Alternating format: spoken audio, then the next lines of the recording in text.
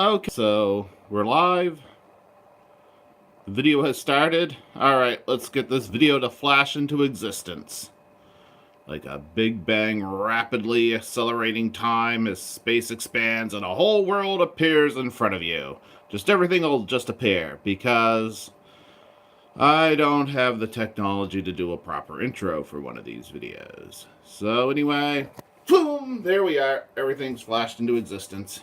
And yeah, which is really just me playing peekaboo with the camera because I can't think of an intro and I don't really care. And I'm kind of tired and I'm waking up. And so I just stuck a card in front of the whatever. And I used the card because I tried using a chocolate bar. And although I did not eat the Halloween chocolate bar, it's still over there. That doesn't work as well. So there we go. Flashed into existence. Use this card. It's got a lot of black on it. Yeah, it's black and whatever. But anyway, the video has begun. Which, there, I've wasted that much time. So anyway, that's enough of that. What am I doing? Well, I don't know. I'm kind of tired, kind of dehydrated. So I'm going to open up this lovely box of Cherry Coke, which I've been saving it. I've been drinking the stuff slowly because it keeps disappearing. I keep wanting to buy it and not having much money, then seeing it, and then going back for it, and it's gone. It's gone. That was a reoccurring theme throughout 2018. Yeah. So anyway, I'm gonna open this pristine, never been opened. It's so smooth and shiny. This box is just perfect. Just let's see. I'll open this side here. All right. Yeah, that was a running theme throughout 2018. Well, they've advertised this stuff. It's like, oh, I like Diet Cola. I like my cola good and sugar-free. And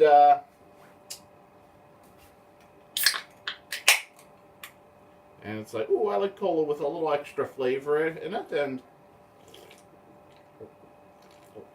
they have both Coca-Cola Zero Cherry and Diet Coke with Feisty Cherry and some other flavors. So I when I saw it in stores, when I picked it up when I had the chance once, and I kept thinking, oh, I want to stock up on that. It's taking my voice away. So I guess it's not so great after all. That was like a running theme. And then finally, I had money. It was the same day I went to somebody's wedding, which was a lovely day. It was a lovely day. And to top it off, at the end of the day, when my phone wasn't... that was when I ran out of the ability to text on my phone. It was like... it was kind of weird, because I'm pretty sure the package I had would have allowed for more texting than what I was doing, but... yeah, whatever. But anyway, so anyway, I went to the store, and... surprise! Yay! Diet Coke. And I hardly ever saw it once since then. So this can, or this box of cans I've been saving up, been slowly going through the various boxes I got on that day back in September. Because throughout the summer, I thought they'd stop producing it. Throughout the summer, I thought, well, it's one of those novelties. Yeah, I kind of want it. It's just gonna go away.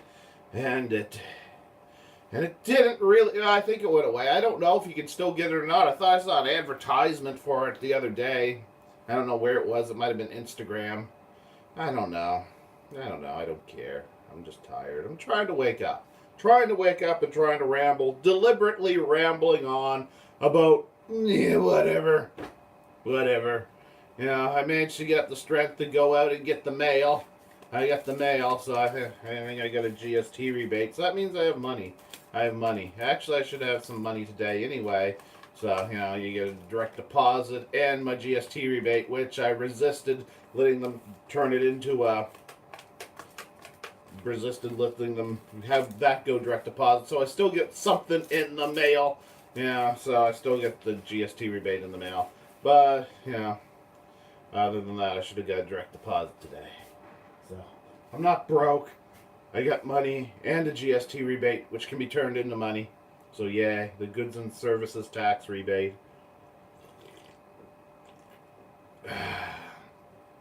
Isn't it lovely to know that tax money is being used for something other than blowing up foreigners? Yeah. Lots of nations. Lots of nations make money off of death. Lots and lots and lots of them. Yep.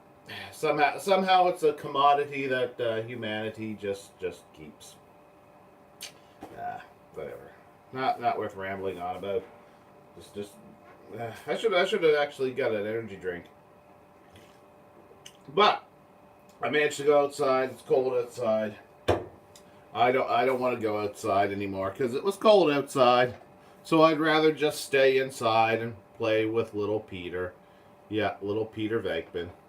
Gonna play with little Peter Venkman rather than go outside in the cold. Yeah.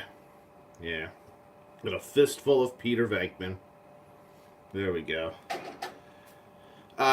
So what was my thoughts on the last year that just ended? Well, it was kind of interesting, and I'm thinking about looking at this from the perspective of the internet communication, entertainment, and so forth. Because if you look at the year before last, excuse me, a lot of content creators I'll go back further. If you go back to 2017, I'm gonna lean on this wall over here. If you go back to 2017, a lot of YouTube content creators, which is probably the biggest possible platform for people just communicating ideas and entertainment, were quite annoyed with the company because, demonetization. Every now and then they get all slandered by big business, the old establishment media, who are a very interesting group of people, including many who make money off of death. I believe CNN is owned by Comcast, which has defense contracts, so, yeah, it's not, I suppose in this world the blood's on everybody's hands. It's just a matter of degrees, but CNN is more than wrist deep in the blood pool, they promote war. Anyway, it's like a lot of old style media was like slandering YouTube and YouTube content creators any chance they got. And of course was this whole thing, well, advertisers are going to pull out of YouTube.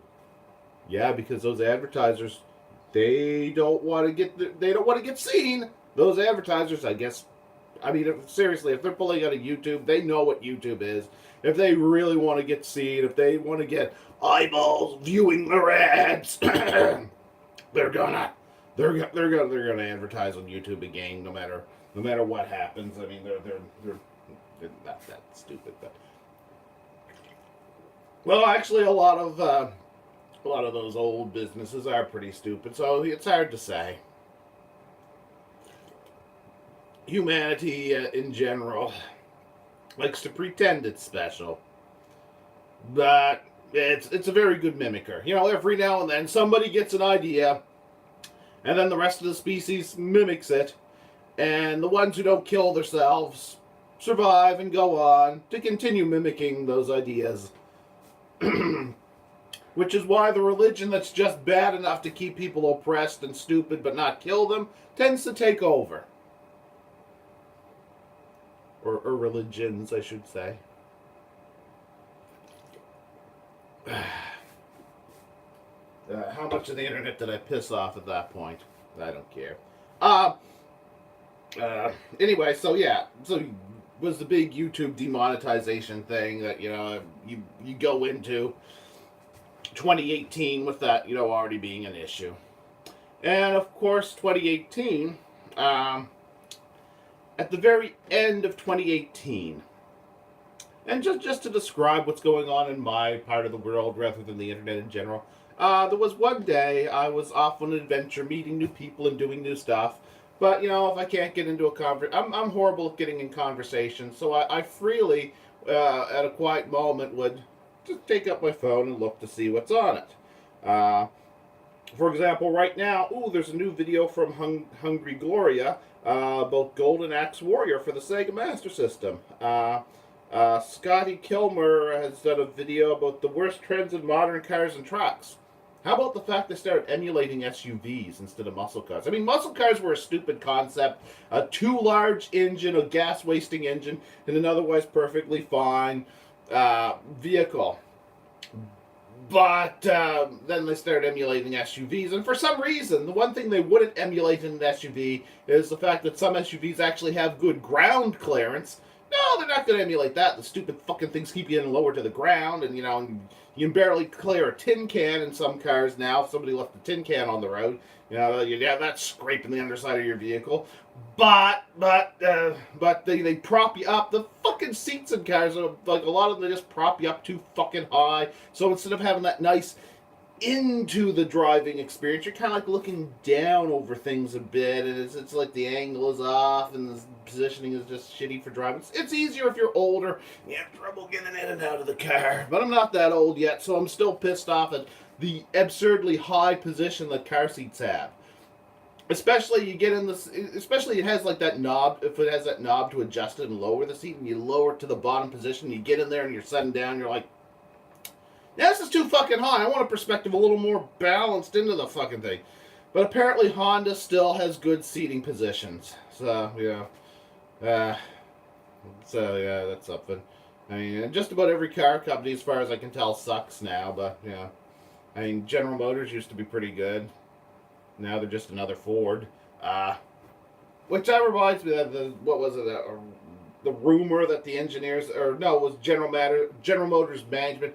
This is probably just a rumor, but the story that the General Motors that's probably true given how dumb business is. The old story that General Motors management, somewhere around the end of the 1900s, beginning of the 20s, they were like, you know what? We actually have proof that we have better quality than Ford. What's our difference? What are we doing different that's so much better? And then they're like, well, we're spending about 20% more on research and development. Like, oh, well, they're staying in business and they're spending less money. Let's spend less money. And then General Motors started sucking like Ford. Which would explain the Cobalt. Cobalt had kind of cool styling. It looked like it had the best characteristics of its predecessor, the Cavalier, and the Cavalier's predecessor, the Monza. So, pretty good looking vehicle. Especially the coupe. Sweet looking vehicle. Yeah, as far as I don't have much experience with them, but everything that I know of them tends to indicate they were kind of crappy.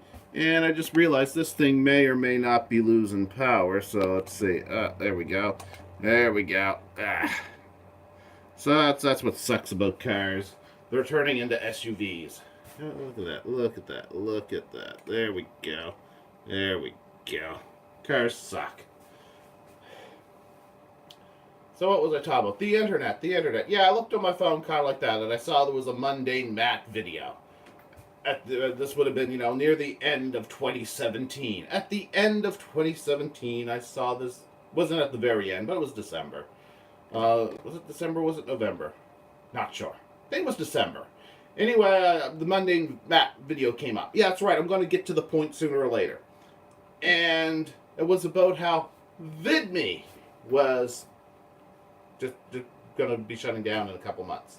I thought to myself, aww, even though I never used VidMe, it was competition for YouTube, and I thought to myself, well, if you have two platforms and both of them manage to be successful, then when it comes time for them to be slandered by the media, it's two separate companies, and maybe there'll be some competition in how they stand up for their content creators, and there might be a better balance. It not only would create competition between the two, which you think would be beneficial, but it also, it's not like this one company being slandered by the mainstream media whenever they want advertisers to pull away from that company. It'd be two separate ones. I was thinking, that might kind of force things to be better for online content creation and just so forth. I just thought it would be better if there was a competitor, even if it was just moderately successful, And I thought, oh no, VidMe is going away. And I actually thought about making videos for VidMe. I thought about it. I didn't do it. Didn't get around to it. I had one planned that I was gonna use VidMe as a backup place to upload my various videos. But I thought, you know what? I'll make one special video for VidMe as like the first video I'd uploaded. But I never got around to doing it. Thus, I never had any experience uploading to VidMe. But I saw VidMe and I was like, you know what? It added to the diversity on the internet. It added, you know, and I thought it would be helpful overall, but it didn't. It failed. It didn't succeed. Excuse me. So what happened? And I thought VidMe's presence might help, you know, overall, how things were for content creators on the internet, just by having a diversity, you know, just by having that diversity. What happened about 2 months after that? We're getting into early 2018. That was when YouTube announced it was demonetizing all small content creators. Wow. I don't know that the two are connected, but can't help but think that some connection. And I think there was something came out. There was another time YouTube got slandered for something that they didn't deserve to be slandered for. And they said, is this the reason why you decided to demonetize the smaller content creators? I think there was actually an article that said that somewhere, and YouTube had admitted, it's like, no, we had this plan in the works for about 2 months now. And if you would look back in time, about 2 months would have been just shortly after the VidMe announcement. And I thought to myself, I wonder if that's just a coincidence. I don't know. But I know a lot of the smaller content creators would have ran to VidMe if that hadn't been going on, because it's like, what? You're saying we can't participate in monetization if we don't have enough subscribers? Well, screw you. Which I think was a big help to DTube, because I saw a lot of people going to DTube, including larger YouTubers like The Amazing Atheist and Jimmy Dore, both of whom seem to get bored with DTube because they get way more views on YouTube, which is larger and more successful. But for a smaller content creator, it seems like you can get more views on DTube because, you know, algorithm and different competition. And it took a while, but DTube, I've been finding more and more good stuff on DTube.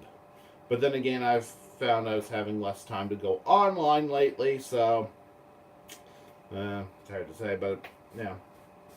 But DTube's been growing even without some of those larger content creators that went over to DTube at near the beginning of 2018. And I kind of like DTube. DTube has a weakness, though. It has a weakness. To me, the biggest weakness about it is the fact that when you upload something, it's only going to stay on the interplanetary file network, whatever it's called, interplanetary file server, whatever. It's only going to stay on that for a certain amount of time, and that amount of time is... well, there's a default amount of time I guess every video gets, and I forget exactly how much that is. Then you get a little bit extra time based on how much cryptocurrency it earns, because DTube takes a fraction of that, you know, so they can function. And then that overall time is also divided by or reduced by the amount of actual data in the file you uploaded. So bigger files aren't going to stay supported as long. So it's their way of like funding their own server maintenance, and hopefully that remains stable. Yeah, it's all powered by the Steam blockchain, you know, connected to Steam it, which hopefully that remains a stable option and DTube continues to grow. Quicker is better, I suppose, but as long as it's slow and steady and stable, you know, pretty happy with DTube. Then there was DLive. DLive was like a competitor to DTube that also used the Steam blockchain. And then they did stuff where you could upload video. They weren't just live. You could upload videos just like with DTube. And I actually really liked DLive's layout and a lot of things about them. I thought DTube was better for finding new content creators and just searching new videos. And also being found. But DLive was different, and I liked the differences. I liked that they were two different things, but similar. And there were a lot about the aesthetics of D Live I really liked. Then half a year after I started using them, I didn't use D Live very much because I focused more on DTube, and they were both on Steam. So I figured I'd have like a different way of arranging the videos that I uploaded to different places. Um, like with DTube, I might upload something because it's new. With D Live, I might upload a group of videos in a specific order. That was what I was planning to do with D Live. But then D Live changed. They went to a different blockchain, and now it's absurdly hard to upload things there if it's much more than 30 megabytes, or sometimes even if it's just 30 megabytes. Yes, I said megabytes, 30 megabytes in this day and age. Much more than that, and I find it fails. The upload fails. But their focus is on live streaming and whatever. Obviously, I'm not live streaming this on D Live. It's being live streamed to YouTube because YouTube is still fairly useful because of its omnipresence and the fact I could easily use it on a phone that I can just stick right there in front of me. There's a phone right there I'm pointing to. Just live stream it. And of course, both my trouble uploading to D Live and any crappy resolution that comes from this is probably pretty low resolution. It has probably more to do with my connection speed than anything else. Yeah. But anyway, before D Live had gone to the Lino blockchain, which, as I said, there was a significant downgrade to D Live when they did that. But D Live has some strengths. For example, D Live and D2 both, the D stands for decentralized, both power themselves financially with cryptocurrency. D Live was the only saw where you could get paid to PayPal, transfer their own cryptocurrency into fiat currency using PayPal. And although you couldn't use Bitcoin to buy Lino points, their cryptocurrency, you could use PayPal to buy crypto points. You could, words. You could use PayPal to buy Lino's cryptocurrency, and you could sell Lino's cryptocurrency into fiat currency using PayPal. You could pay yourself that way. But you could also buy Bitcoin with the Lino points. So there's an easy, lazy gateway to cryptocurrency. Which, for me, whenever I looked up anything to do with cryptocurrency, it's not like I ever earned enough for it to really matter. But whenever I look up anything that has to do with cryptocurrency, usually the biggest nuisance is the gateway to and from fiat currency to cryptocurrency. So, right there, to me, that was pretty cool. That was a pretty cool feature. I liked that about D Live and the Lido blockchain. And there's the potential for them to grow and improve. So I'm not going to say, D Live is horrible. It's like, D Live was pretty good. And overall, as a video server, as a place to watch videos, they underwent a downgrade. When they changed, when they shifted things around, when they reinvented themselves, they haven't really gotten back to where they had been, and hopefully they will. Hopefully. But these are still relatively small compared to YouTube. They're not really competitors strong enough to make people think, well, you know what? If the advertisers slander us on YouTube and we all get demonetized, there's an equal competitor out there we could go to. There's still not really much of that going on. But BitChute, and I really noticed an uptake in people's interest in BitChute, which got my attention to it. I think I've seen it before, but hadn't used it. And then I gave it a try around the end of summer of 2018. Gave BitChute a try. Check that out, BitChute. BitChute's pretty cool, actually. There's a downside to BitChute. What's her name? Laura Sutherland or something like that.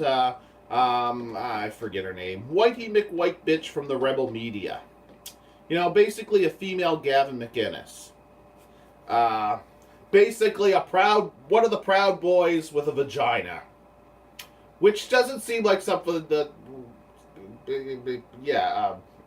basically, she's the, what was it? She claimed she got kicked out of Europe because and it wasn't completely honest. Anyway, she's basically one of those conservatives that is always crying about how the conservatives are censored by the world, but she's also full of hype and nonsense and bullshit. Basically, basically the right wing equivalent of Anita Sarkeesian. Uh, the yeah. Of course, isn't really complaining that they're all oppressed a conservative tradition. I don't know, but anyway, she was with the rebel media. If you know what the rebel media is, you're probably already laughing at the thought of her. And if you know who she is, and you know that one of the things that she was known for was she got angry about the YouTube demonetizations. You know, okay, can't blame her for that. And she said that from now on, everything that she uploads is going to BitChute as well as YouTube. Because, you know, that's what she does. She uploads stuff. So she uploaded to BitChute. And what was special about the fact that Whitey McWhitebitch uploaded to BitChute?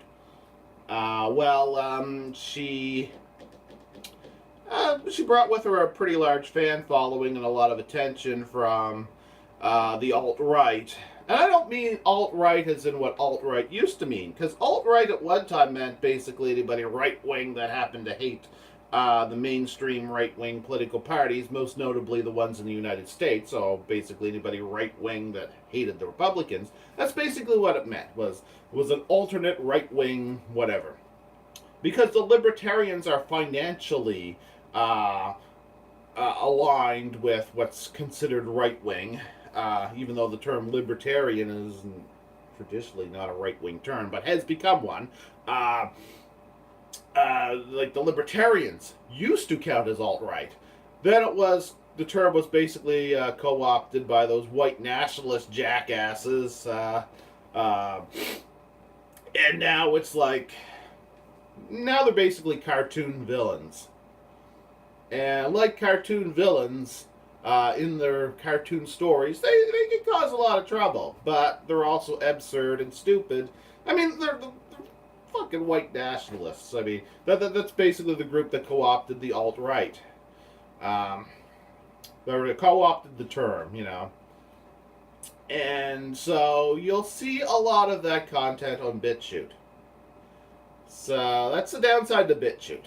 Now, granted, jackasses have the right to speak their voice. And no matter how abhorrent somebody is, I believe, you know, you have the right to speak. You have the right to speech. And there's the phone. There's the phone. Yeah. I don't really want to answer it. Oh, well. Anyway. Hello?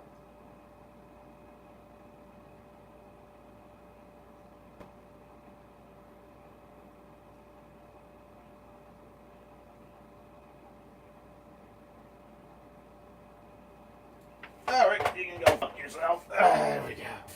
Yeah, it was just some sort of automated something or other, and I seriously doubt it's for real. It was a scam. Oh, isn't humanity great? I went to the phone for that. Anyway, yeah. So to me, that was the downside to BitChute. Is there's good content on BitChute. BitChute claims to be censorship free, but they're really just politically neutral, which is not the same thing. If you look at the rules and regulations and whatever, they're technically, they have censorship.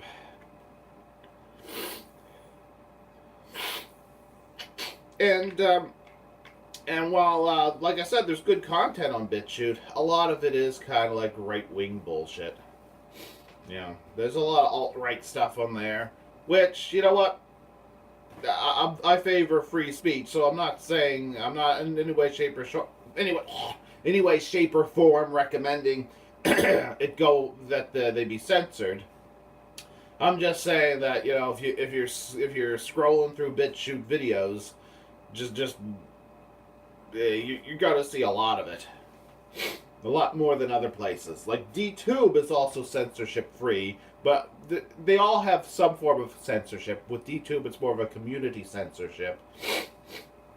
You're going to see a lot less of that on DTube. I mean, it's out there everywhere. It's out there, even YouTube with higher censorship levels. It's on YouTube as well, but it's more noticeable on BitChute. And the reason for BitChute is part of BitChute's popularity.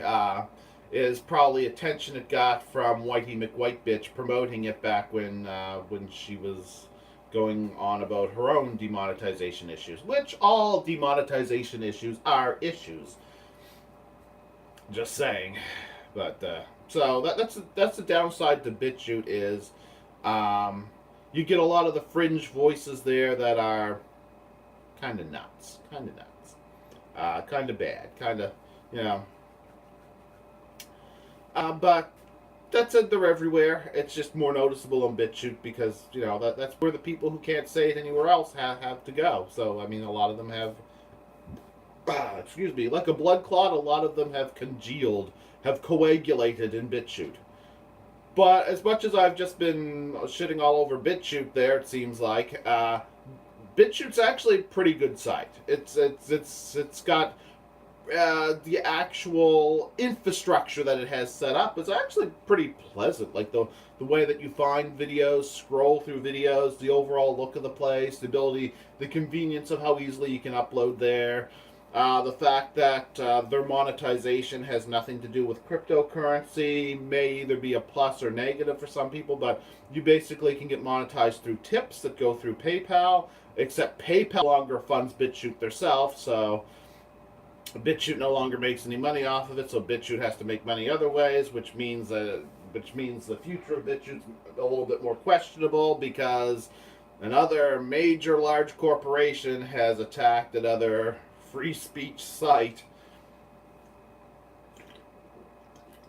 for their lack of censorship. And as far as I can tell, I didn't see anything illegal going on in BitChute, but there's going to be illegal stuff going on everywhere.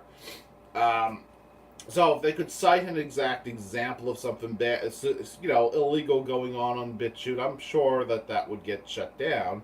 You know, that video or whatever would get dealt with. But because they do have rules. They do have rules where they will remove certain content.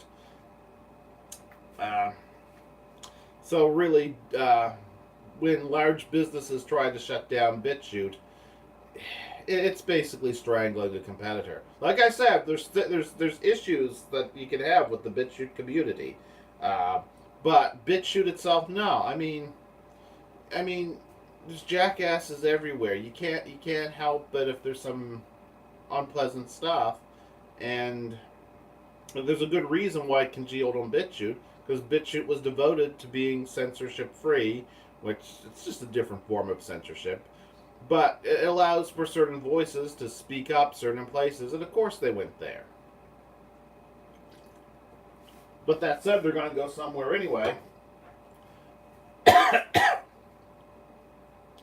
So I don't know. Basically, I think it's wrong to censor BitChute. I think BitChute should be able to function as any other business. But that's basically PayPal tried to monetarily censor BitChute, which kind of sucks. Because as BitChute, I noticed even in a few months, as I watched more BitChute, maybe it was their algorithm or maybe not, but the longer BitChute's around, the more good content was going to start building up there, not just a bunch of alt-right bullshit. So the longer BitChute is out there and growing, the more good stuff is going to eventually, hopefully, outweigh the bad stuff. And like I said, it wasn't all bad stuff, you know. But I kind of get how some people might view it as an unsavory environment if they just log on, take a look at all the videos, and you're scrolling down, you know. But that's not what BitChute was all about. It was about a platform of free communication. So basically, yeah, I'm actually hoping that the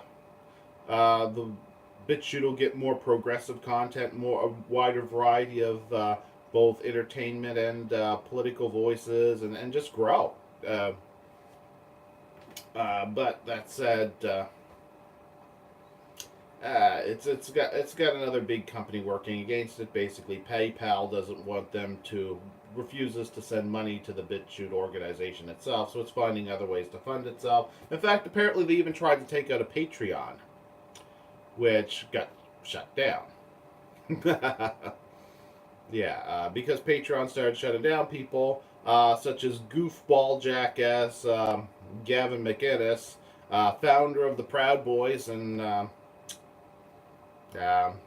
just all around jack off. Milo Yiannopoulos, because he was supposedly affiliated with the Proud Boys, even though he supposedly denounced them. I think he had a Patreon for about an hour, and they're like, "No, we're not letting you have one."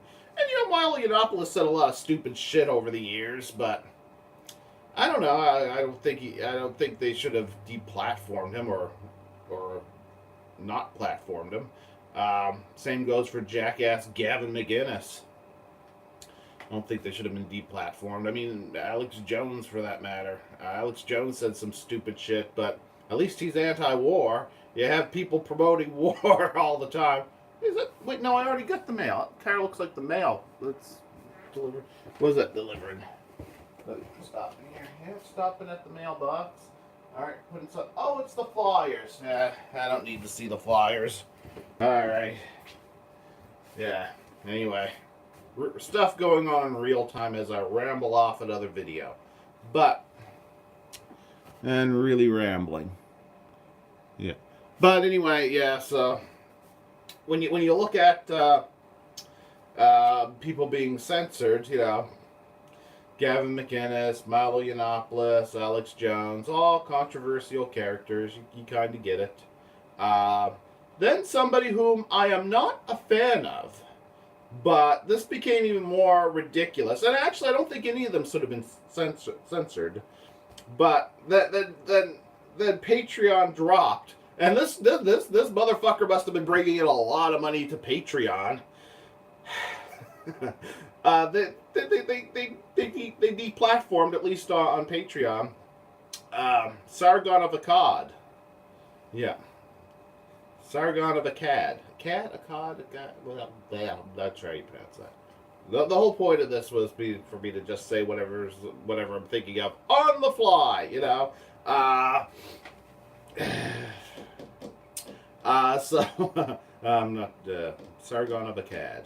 Akkad? Whatever. Anyway, Sargon got deplatformed.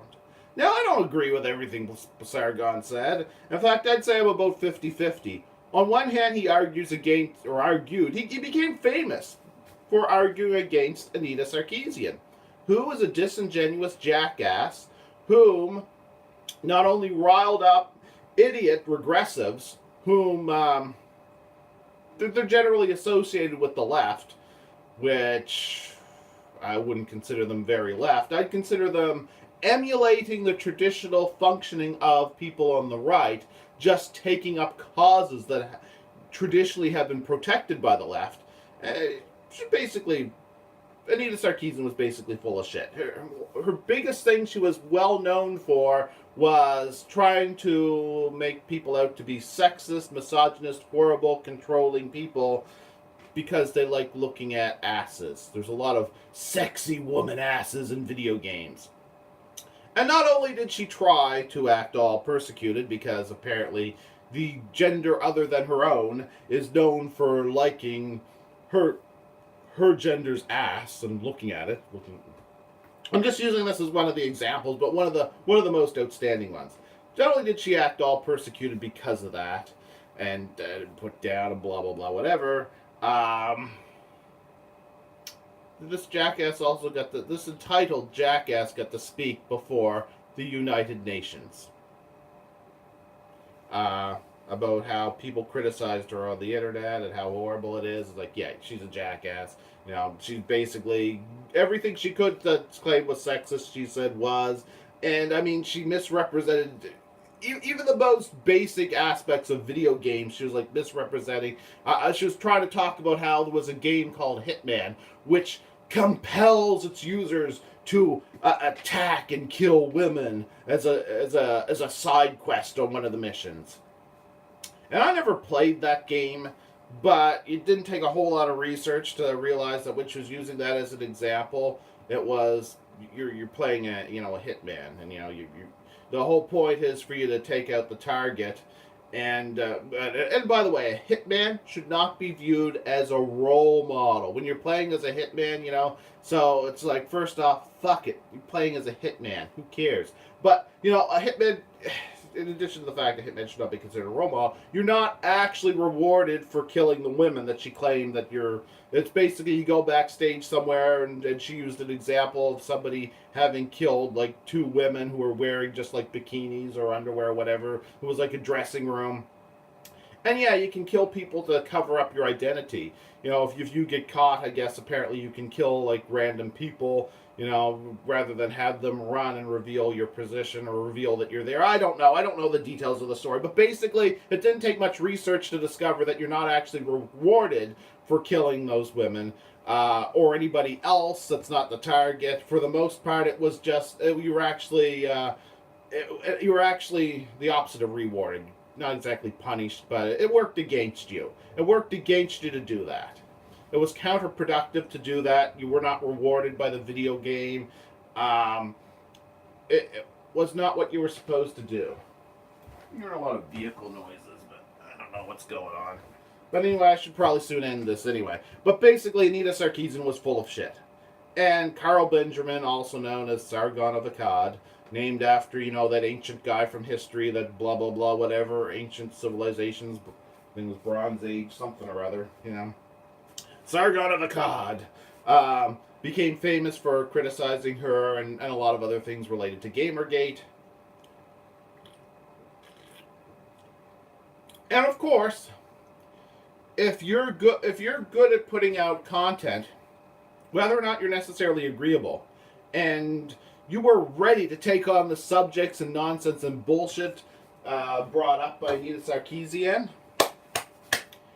you're on the road to success, because she was full of shit, and she was not only going to stir up people on the regressive left side, but she was going to stir up all people that would be voices condemning her, including, I think it was a video.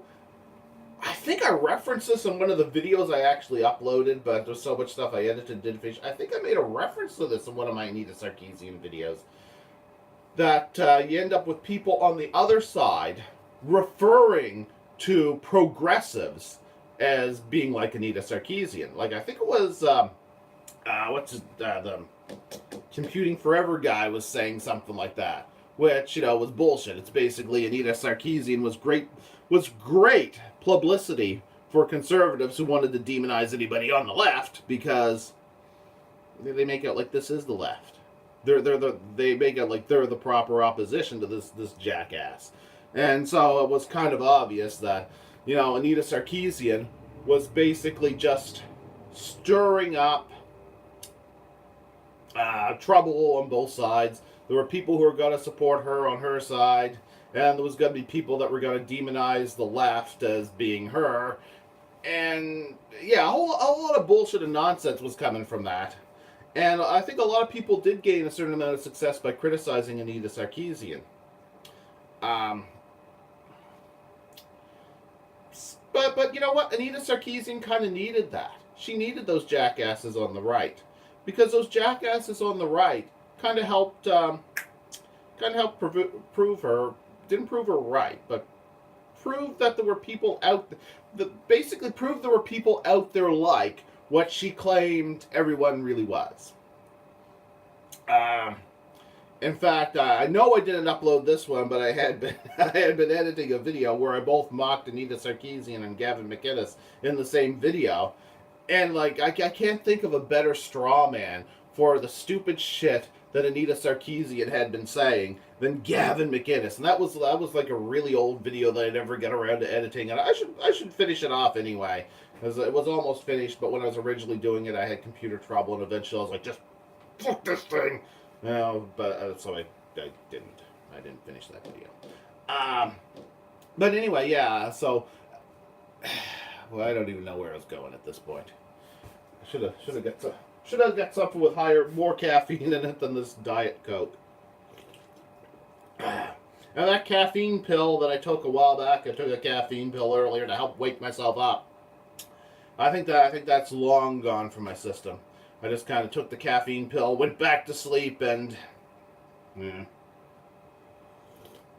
that was hours ago. That was hours before I got up. Took the caffeine pill, went back to sleep. At this point, I might just be immune to caffeine, but I'm not really ready to move on to crystal meth. So that's I don't So I think I'll keep trying to use caffeine to keep myself awake. Although I suppose that would give you a very crazy focus, a crazy powerful focus, or a powerfully crazy focus. One or the other. But yeah, not going to do that. Not promoting anybody trying to wake themselves up with crystal meth. I am in no way, shape, or form promoting that. I am mocking the thought. Do not claim I've done something equivalent to trying to get you to eat a Tide Pod, which personally I never thought they looked that tasty. So when some people say, well, you know what? They do kind of look tasty, and I'm like, you fucking serious? That looks tasty to you? Well, I suppose it could look a little bit like one of those gummy candies, but like, ew. Actually, the whole Tide Pod thing, as hilarious as it was, it's just something else that was kind of like manufactured by the media. It was like an absurdly small number of people that actually did it, but it amused people that somebody did it, and then the media made it a big deal out of it, and then more people did it. And I'm sure the media, to this day, would be loving to find ways to blame YouTube for that. They would try, when in fact, if you trace it, they were kind of responsible for the uptick in the Tide Pod consumption.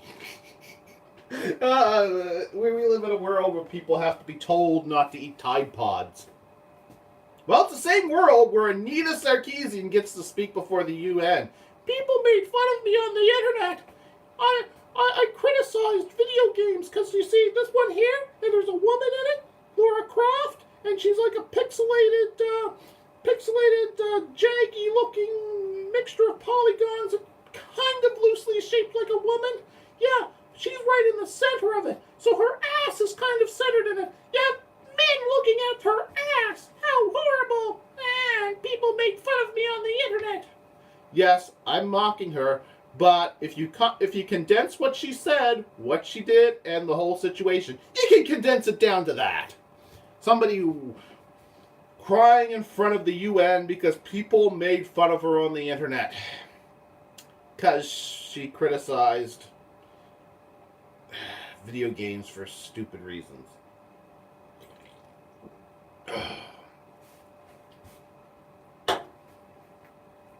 So anyway, I think I was trying to make the point that, of course, if you're good at putting out content and you're making fun of her, you're going to be successful. And Sargon of Akkad, he was successful. And I don't really have a strong opinion of him as a person. I've seen him socializing with Lacey Green and thinking, well, if they can get along, then they can't be all bad. Or maybe they're just so horrible that they get along. I don't know. Yeah, but they're humans. Know nothing of them personally. And I don't follow his stuff very closely. Saw some videos of his that actually I thought were alright. Saw some videos of his that I thought were just fucking nuts. One of the first ones that I saw of him, he was arguing with a guy. It was over that whole, that thing where they say, boys just like to play with boys' toys and girls just like to play with girls' toys because they're born to like them. Culture has nothing to do with it. It's all biology. Sure, in a different time and place and different culture, they might have had entirely different toys. But we know this because this group of apes were given children's toys, and the boy apes played with the boy toys and the girl apes played with the girl toys. And every time I saw references to that, I'd always say, there's so many little things about that make me think it's flawed and useless, but Also, it's always like some vague reference to it. And I've heard like one analysis of it where, well, the boy apes were just playing with the boy toys, but the girl apes were playing with both, and like stuff like that. And you never really see a whole lot of that being reproduced. You'd think they would keep doing that over and over again just for the entertainment value of, hey, look, here's some apes playing with children's toys. But they use it as like the most. It seemed like bullshit to me. But he was going on about that and arguing with somebody who said that it was debunked. That whole thing about the apes playing with the gender-based toys was debunked by, I forget what it was. And the thing was, I watched the video, and basically this guy was basically saying something that Sargon of Akkad said was true, was debunked, and Sargon of Akkad was basically repeatedly calling him a fucking idiot. You know, so basically it was a video of this guy saying, you know, well, this has been debunked in this study here, and blah, blah, blah, whatever, and Sargon of Akkad saying, you fucking idiot, and blah, blah, blah, whatever, and then he would respond to something Sargon said. He goes, why are you responding to that? I was being sarcastic. And the guy's like, well, it's kind of hard to tell at this point, you know, and that was like one of the first videos I saw of Sargon of Akkad's, and I just thought he was full of shit. And some of his other early videos, or first videos I saw of him, were about as bad, almost as bad. And I personally have no special love for Sargon of Akkad's content. That said, over the years, I've seen some of the stuff he's done and said, and thought he did some good stuff, but I also thought he did, you know, it varied. You know, I'd say 50-50. Probably not even 50-50, yeah. But I'll just go with 50-50, you know.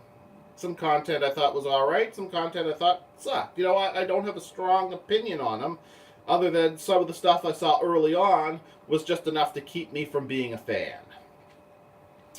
And you know what, if he was criticizing Anita Sarkeesian, I could see how he would get a big fan base. I would also see how a lot of other people would get big fan bases criticizing her, including some people that had some crazy stuff to say, but they just weren't too crazy to accept. Like, I thought, like, Computing Forever had said, and it's been a while since I saw these videos. In fact, mentioning the Sargon video one more time, after I had seen it, I thought, I just kind of dismissed it and moved on, because I didn't really want to see it again, you know. Well, he's just a jackass being a jackass, you know. And then later I thought, you know what, I should look that video up again, and I had trouble finding it. And it was like a long debate. It wasn't even the first one in a series of debates with the guy, but I don't know the guy's name. And Sargon, to his credit, does a lot of things, talks to a lot of people on the internet. And actually, I consider that kind of cool. No matter how much success he had, he was debating and arguing people with less success than his, both on the left and on the right. You know, so, you know, I got to give him credit for a lot of things, which is, you know, only fair. But anyway, yeah, so I forget what it was, Computing Forever, one of the first things I saw him say when I saw his videos coming up. And I thought to myself, well, he's arguing against Anita Sarkeesian, who's nuts. But he also said some things in there I thought weren't exactly mainstream. But they were just mainstream enough that I could picture him building up fans and kind of like moving people to the right. Because it seemed like propaganda, but it seemed like propaganda that a lot of people would just kind of accept, not strongly, but slightly. And I could picture, you know, being propaganda that would work for, luckily not Anita Sarkeesian's cause, but for the cause of other causes, just right-wing nonsense causes. And I just remember seeing that and thinking, it makes sense that Anita Sarkeesian is just as good propaganda for nutcases on her side as she is for crazy people on the opposite side. And, you know, I've seen some videos by Computing is Forever that were alright videos, but I've also seen some stuff that I was like, ugh, no, stepping away from that. Not a fan. I'm not really sure how well I just worded that, but, you know. So basically what I'm saying is Anita Sarkeesian is great propaganda, not only for her own cause that she represents or perhaps pretends to represent, But she's also going to stir up the kind of, or be great fodder to stir up the kind of people that she wants to claim the rest of the world is. And you know what? It polarizing. She's helping the opposite side as much as her own side, forcing people to like polar crazy opposites.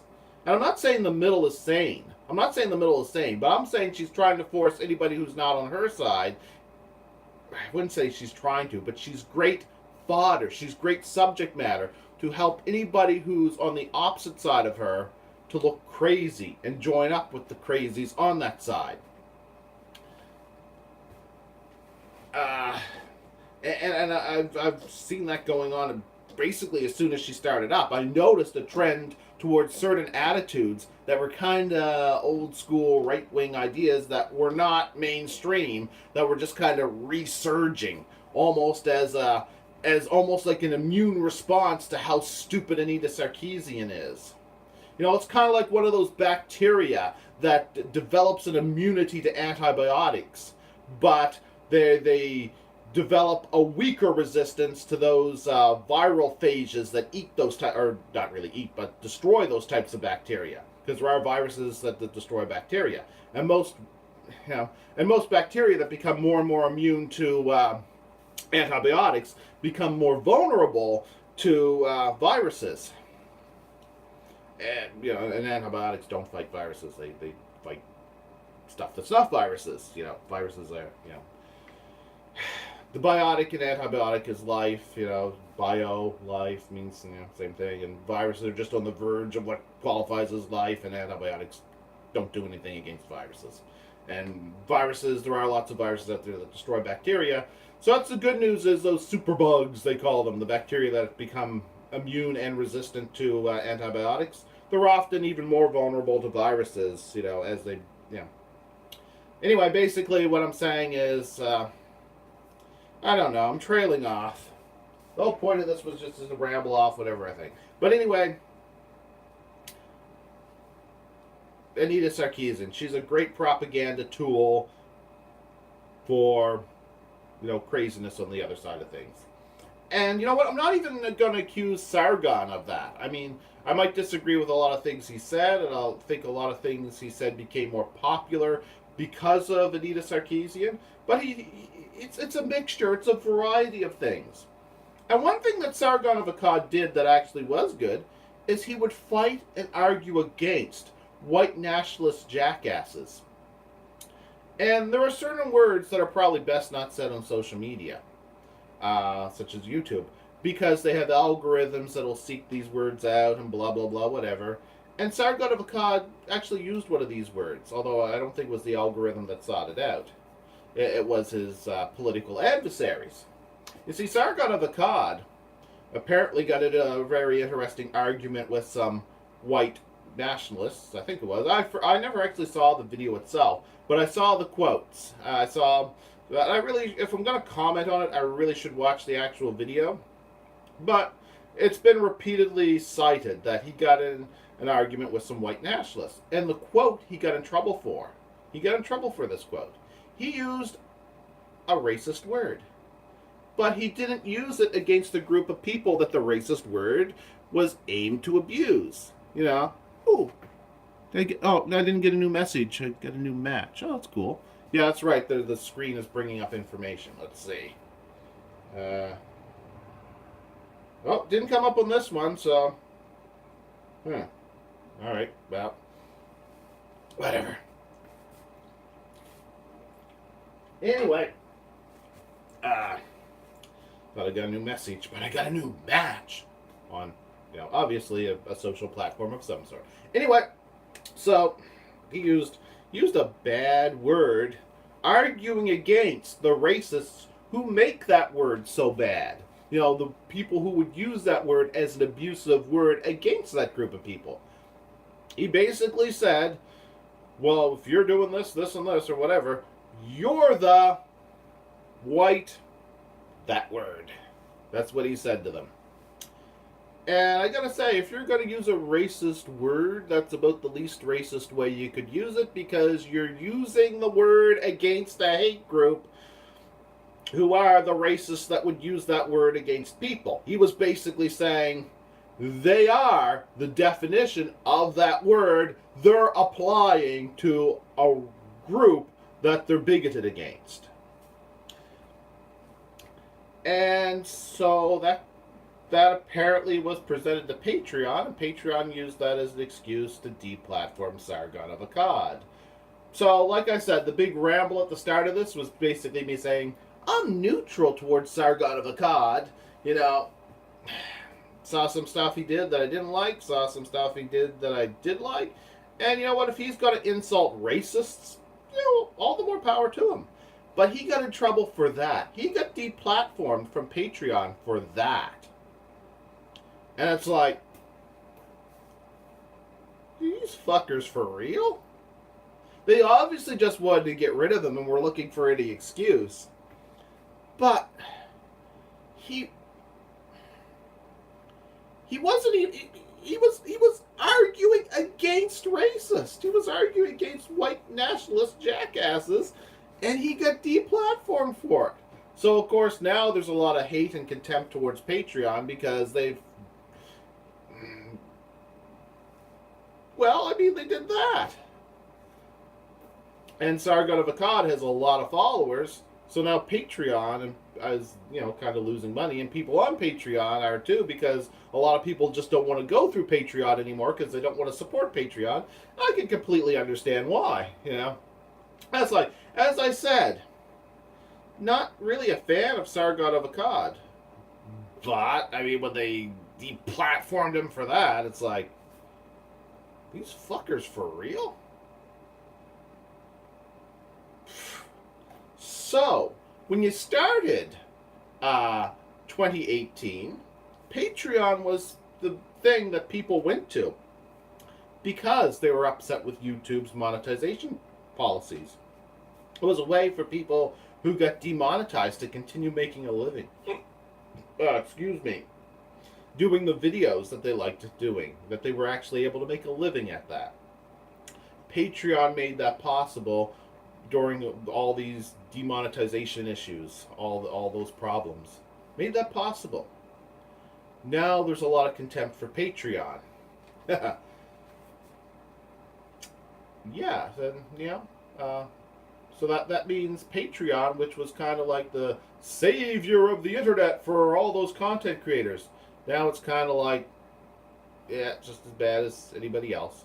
So PayPal and Patreon, you know, kind of enforcing the whole issue of internet censorship. You end 2018 going from basically the war between old school media companies and old school companies in general versus you know, new media, and basically being that the demonetization of issues with YouTube. You start off 2018 with that to a, you know, going from, you know, what looked like a Cold War causing stress for YouTube and YouTube content creators. You go from that to what's a little closer to being a hot war between old school media and new media. And as for if there's any sort of value behind any of it, if you can say that there's anything righteous about old school media censorship of the new platforms, just remember, these people are perfectly fine putting ads and funding major network television, including major network television that will gladly promote and spread propaganda in favor of war.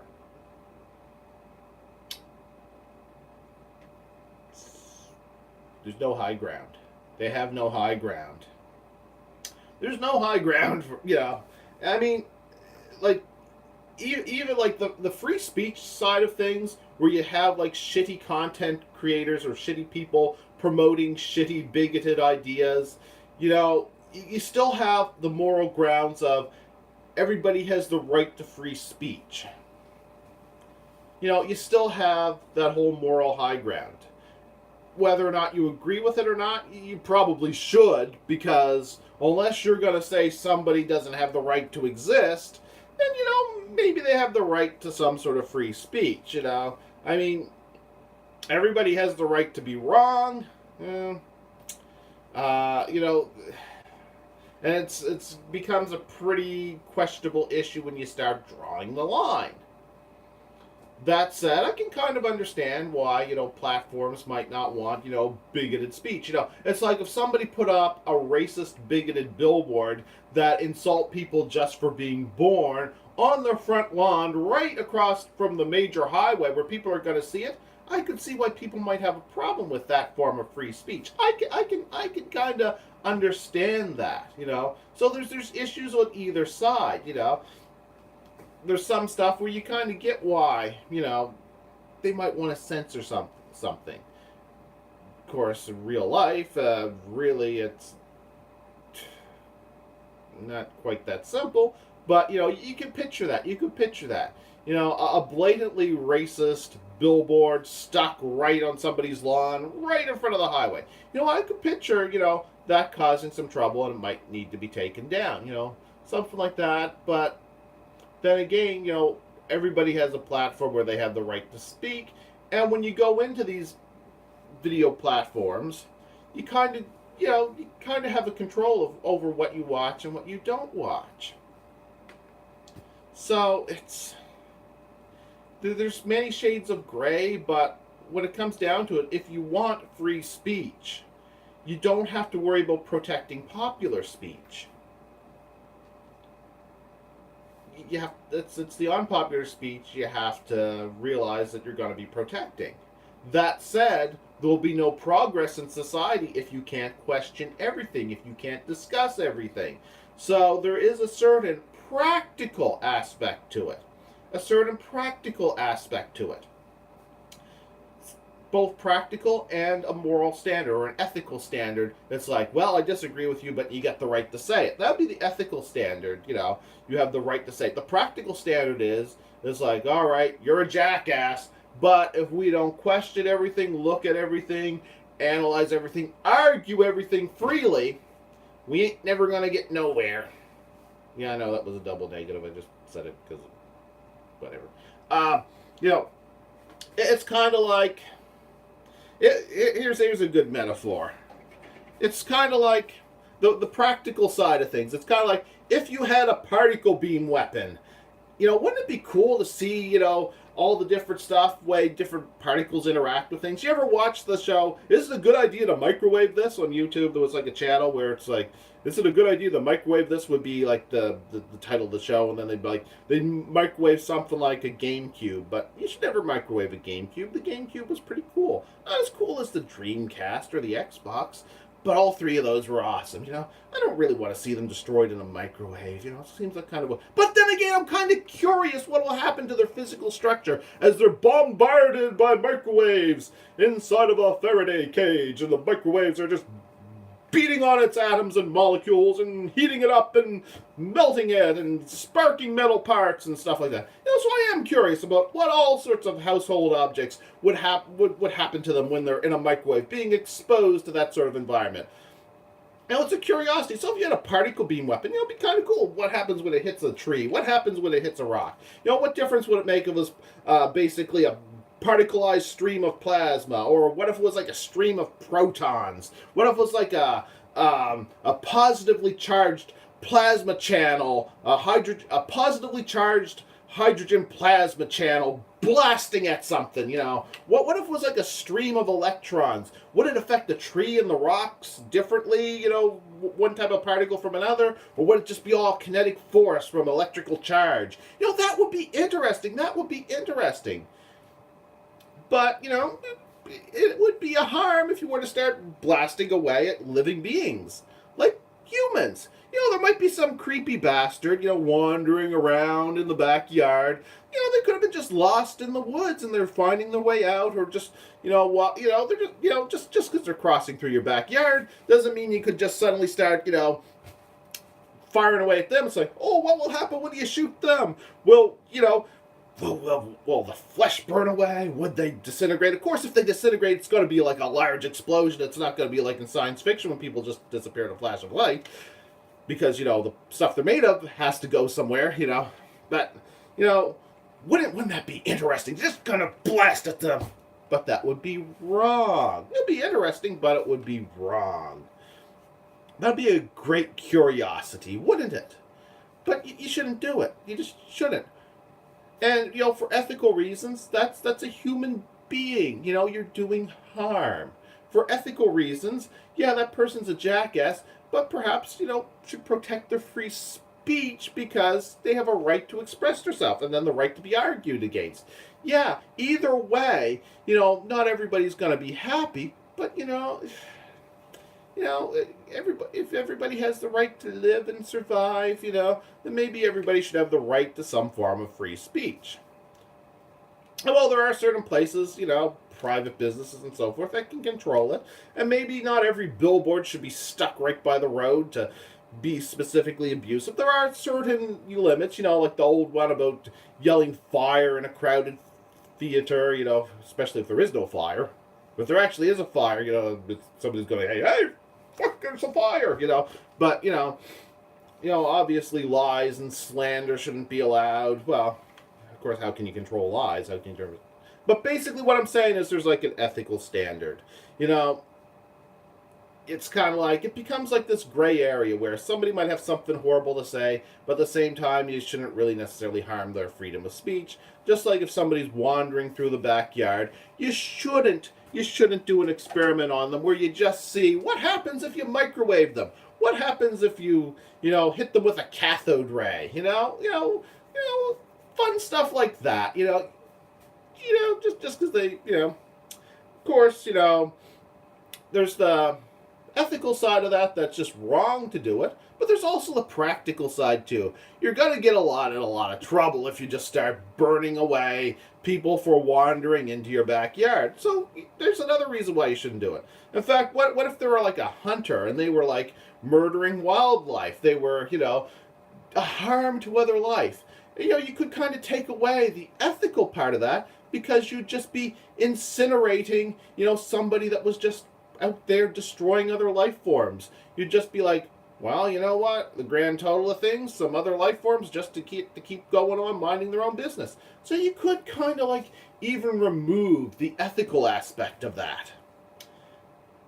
But still, the practical side of that, you still shouldn't just, even if you have a particle beam weapon, you shouldn't disintegrate people in your backyard for wandering in there, even if they are a hunter who's just destroying living beings in the woods. It's still practically a bad idea, because you'll get in a lot of trouble for it because humans treat other humans as special. So there's also the practical side of things. There's the practical side of things where, you should never just randomly destroy a human being because you're going to get in a lot of trouble for it. So that's the practical side of the metaphor that I was going with. So as such, I would never recommend, even if you had a proton cannon and you wanted to see what happens when you blow up various things with it, you shouldn't burn away humans.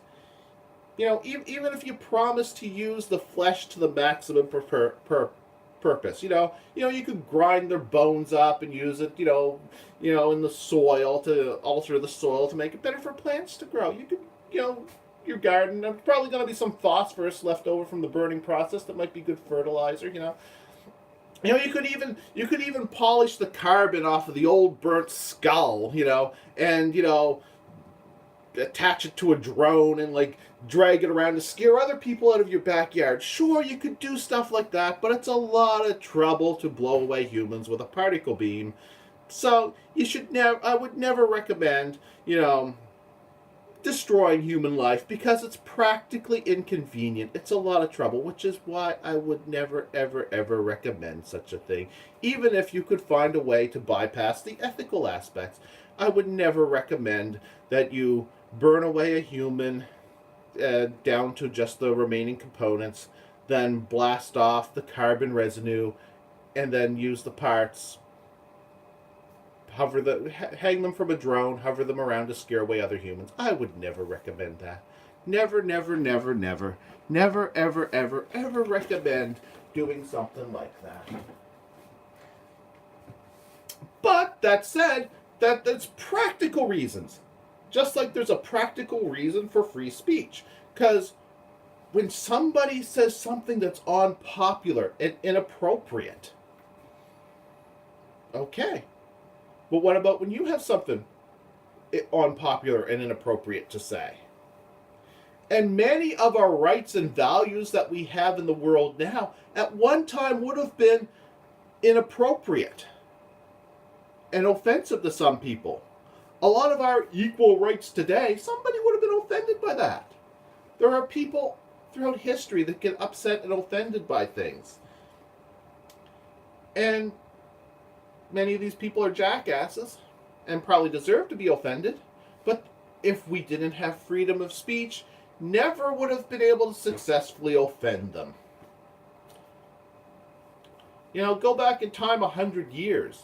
What would be acceptable things to say and think? You know, what would go over well with society? You'd be dealing with a far more repressed, bigoted, stereotyped group of people. Something you say on behalf of another person, no matter how fair, might go over as offending somebody else's sensibilities. And while we can think we reach this place of perfection, no, it's never really, we're not really that close. We're a far less bigoted society than we ever used to be, but still, you get to places like this over a more bigoted past where things once were by having things like free speech.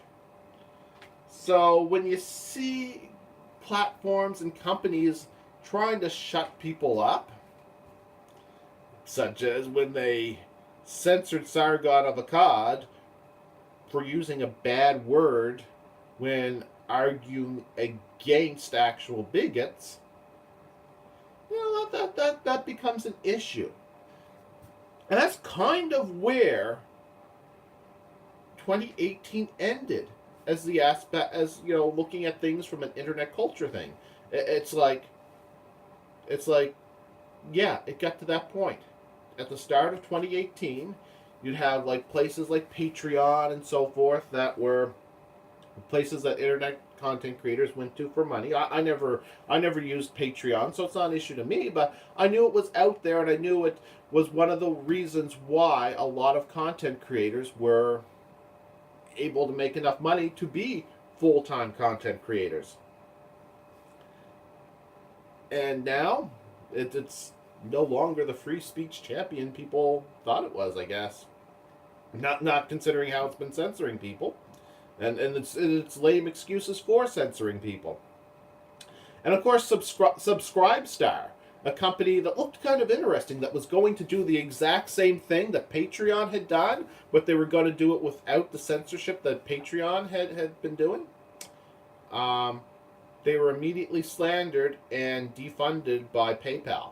So they're still out there, but they're finding alternate ways to fund themselves. I think cryptocurrency is one of them and so forth. But yeah, so that's basically 2018 took the whole old school media Cold War with new school media, where it was mostly fought out under slandering and demonetizing YouTube, and then, you know, and the ebb and flow of positives and negatives that came from that, and really the negatives each time outweighed the positives, but things would come back a little bit, but not as good as they used to be, you know, for, you know, the personal content creators on YouTube.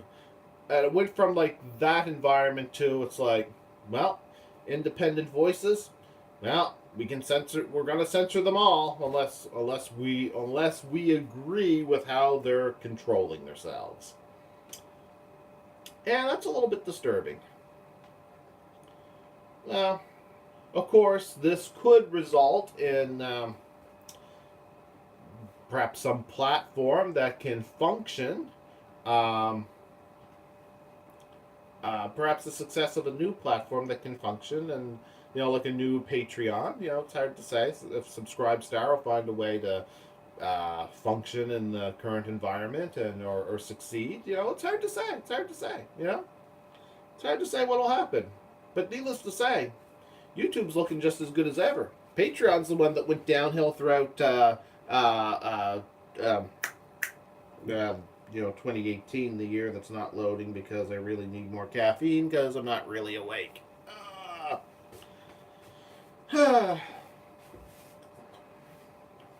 So, yeah, Patreon, kind of. It's hard to say what the future of Patreon will be, but there's no indication that they're going to correct their actions.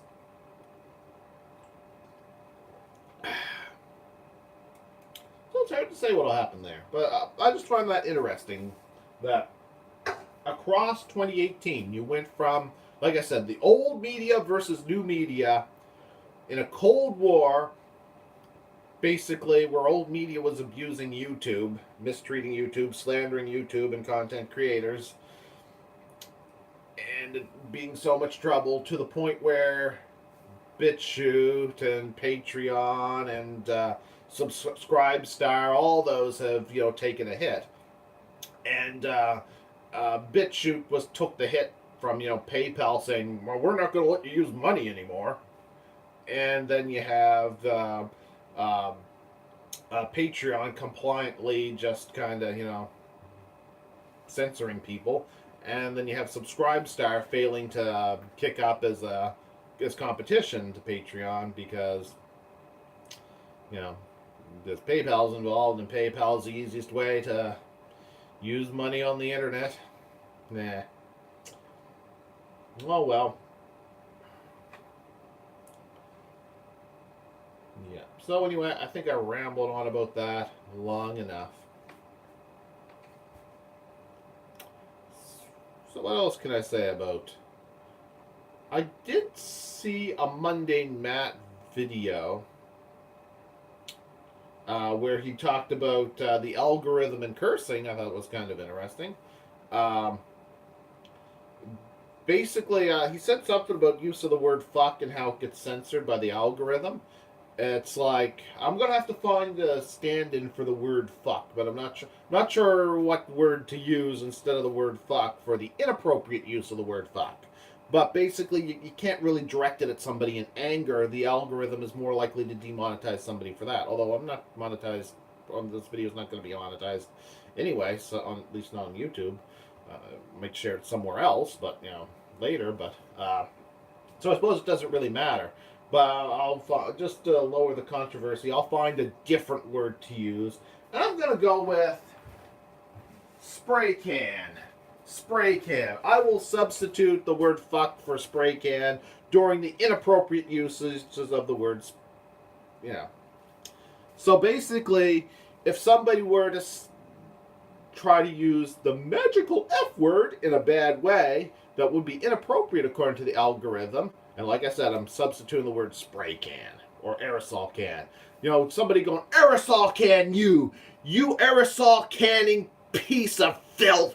I, aerosol can, hate you. That would be something that would get the attention of the algorithm for demonetization because, hostility is inappropriate. But apparently you can use the word other ways.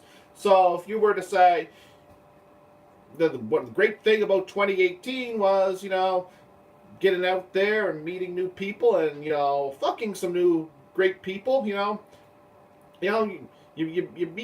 meet 3 new people that are great to fuck, and there you are with them, so you end up having a foursome. But there's just something about when you go to fuck some people, sometimes not all of them feel up to it, so sometimes you just end up with a threesome or a twosome.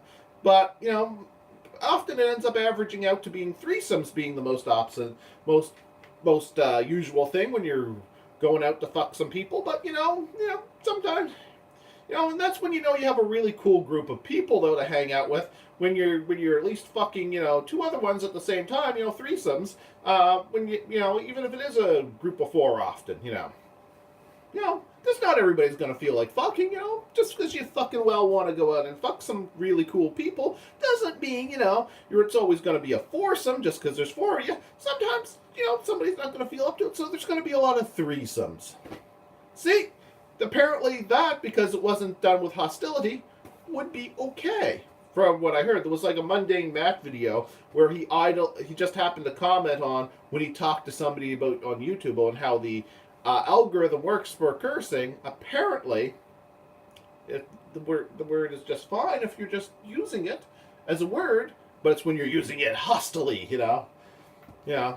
So I could say, I know somebody on Twitter, and she was pretty cool to chat with on Twitter, joking back and forth. And then one day she wanted someone to come over and fuck her, so, I went and fucked her, That was, had a fucking good time fucking her, I could say that, it'd be a great story about 2018, which is a sign that 2018 must be going pretty good, but, hopefully 2019 is just as fucking good as 2018 was with all the wonderful fucking going on, but, had a fucking good time going to Crystal Crescent Beach. It was just fucking great. Lots of great 2018 stories. And I can use the word fuck to just fucking describe them all. But if I'm annoyed, you just can't say aerosol can, you aerosol canning piece of filth. At that point in time, use of the word fuck. I'm substituting in the word aerosol can because using it as hostility directed towards somebody apparently is what's no longer approved of. Isn't that fucking interesting? It fucking is interesting. Of course, it's an algorithm, so it might misunderstand everything. But it doesn't matter because not monetized anyway. Not monetized anyway.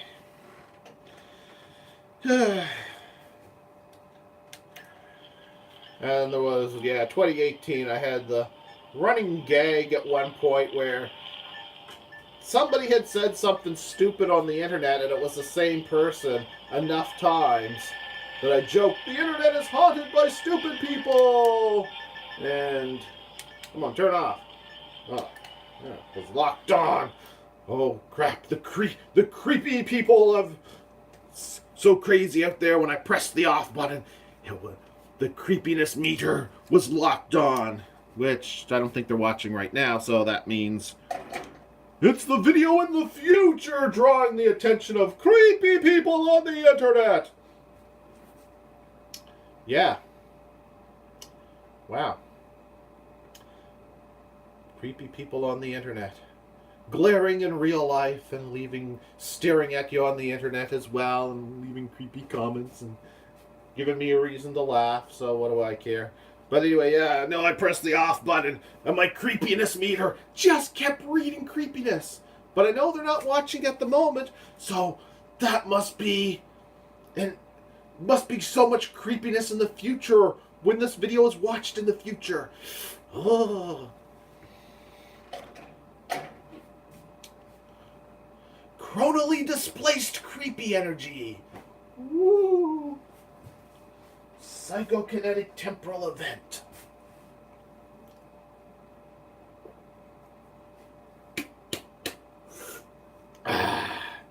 Last of this can. Should have had an energy drink, because I think the caffeine pill wore off. I'm barely awake, yeah. No, I'm awake. I think I'm awake.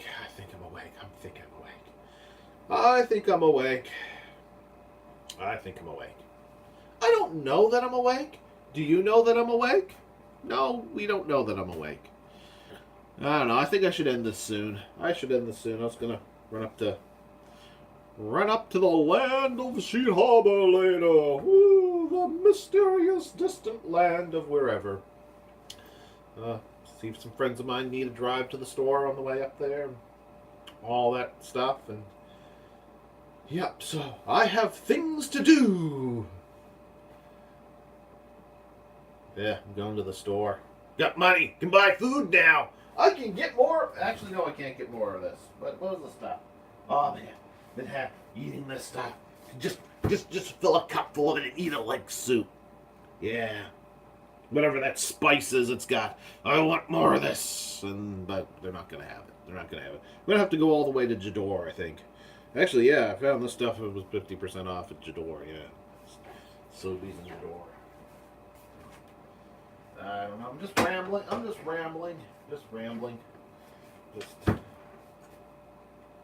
don't know. I can't really think of any more amusing or special way to end this video. But there's got to be something left. Something left. No, I got nothing. I got nothing. Anybody have any ideas, cats? You want to be in a video, Ben? Does Ben want to be in a video? Does Benjamin want to be in a video? Oh, he's confused now. He's confused now. Look at this cat. He's confused. He doesn't know why he's coming. But he's here. He's here. Here he is. Here's the cat.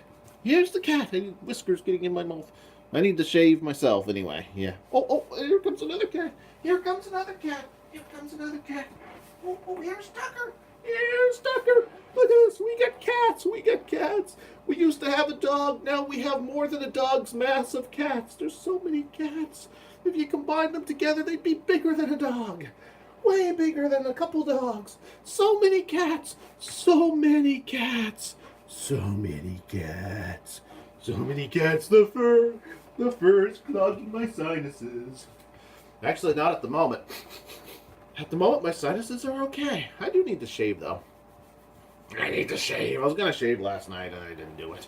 I was going to shave the day before, and I didn't do it. Need to shave. Need to shave. That's just two of the cats. Where's he? Yeah, we're not going to bug all the cats. Well, these two cats are happy and excited, especially Tucker's running all around, all happy and excited. And he's on camera. He's on camera. Oh, those cat feet. Cat feet blocking the camera. Now we know what to block the start of the video with. We'll block the start of the video with the cat. That's how we'll start as a black void. There we go. There we go. Cats. Lots and lots of cats. Lots and lots of cats. Whee. All right. How much more nonsense can I come up with before the end of this? I don't know. You know what? If I actually rewatch this, it'll probably be even worse than I picture it. Excuse me, but I didn't have a lot of space on my camera, and I was too lazy to, organize my files. So I figured I'd just live stream! I'll just live stream and ramble into the camera. And I wanted to do a retrospective of 2018. I mean, the year that, like I said, it was like a cold war between old media and new media, with advertisers running in fear from propaganda being directed against YouTube, to, well, if we can't censor you, you're gonna be demonetized because PayPal, I think Visa's in on it too. Was it Visa, MasterCard? MasterCard. Yeah, it was MasterCard. MasterCard's supposedly in on this too. I don't know why, but... oh, well. Mass censorship. Mass censorship. Yeah.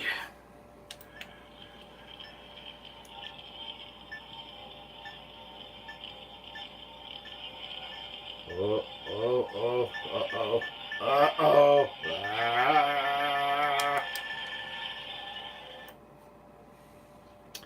Alright, I really should end this for real. Nah, I'm too lazy to end the video. I had some motivation to end it. Let's see, today Star Trek The Next Generation should be on. Yesterday was Star Trek The Original Series. I could go watch some Star Trek The Next Generation.